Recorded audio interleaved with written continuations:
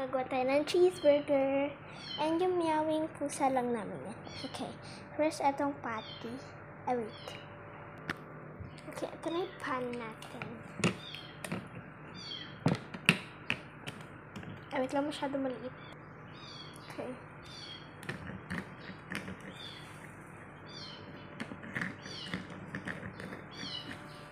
Ingay ni Mojito.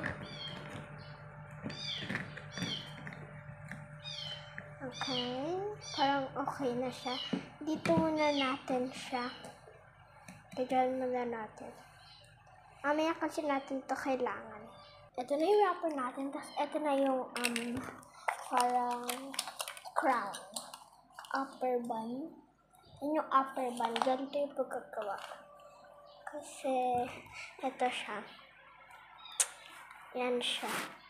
Diba? Heel. Yan yung bottom. Ito patty, pickle, mustard, ketchup, and onion, and crown. Ito yung crown sa baba. Okay, next is lalagyan natin ang mustard. Okay, ito yung mustard. Kunyari lang siya kasi kunyari lang lahat. Wait lang pala. Konti-konti lang lalagay natin. Okay.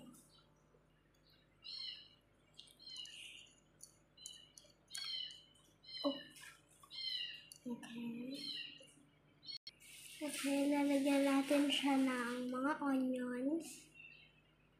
Okay, yan na siya. Yan na siyang mustard and onion.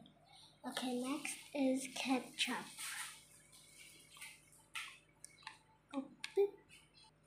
Okay, yan na siya. Meron siyang konting ketchup. Okay.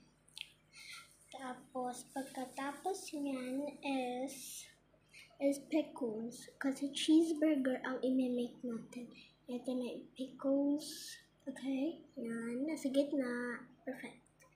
Okay, next is cheese. Okay. Okay, yan. Next is our patty. Okay, so kukunin na natin.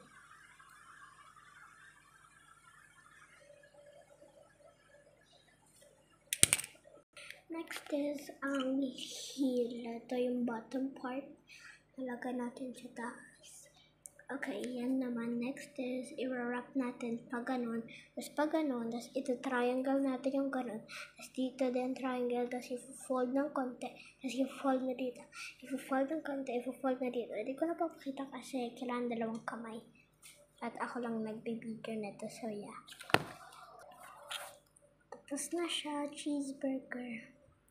Okay, now i-give na natin sa customer natin. Okay. Down.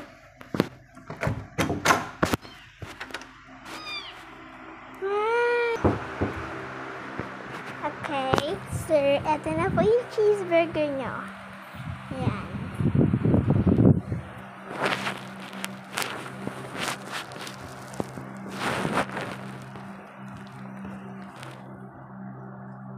Open natin. Oh. Ayan,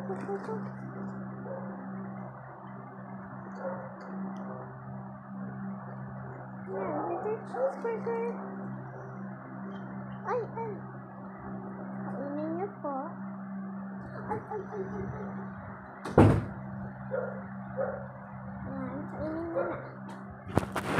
Yan, happy yung natin, customer.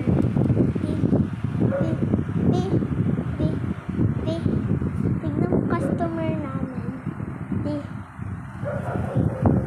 Customer. Si Mojito.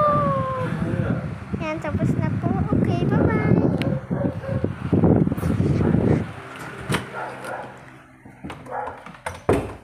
Yan lang guys. Bye-bye.